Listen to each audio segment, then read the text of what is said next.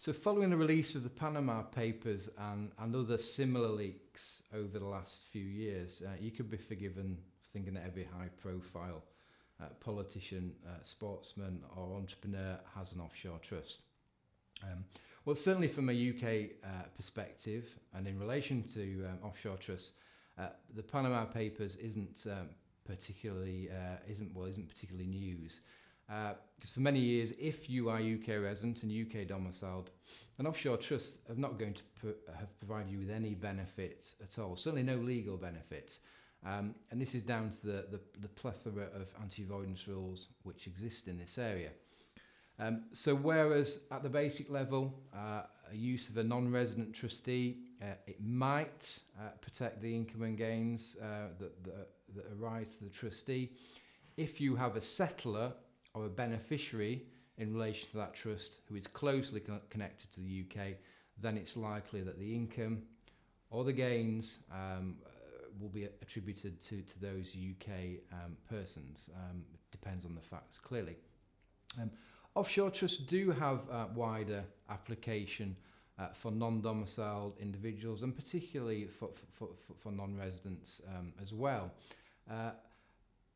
As you will see from the relevant page and the video on non-doms, there have been quite a few tax changes in that area.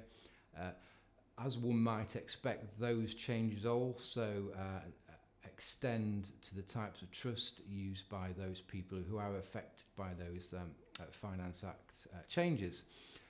This type of trust is called, rather imaginatively, a protected trust.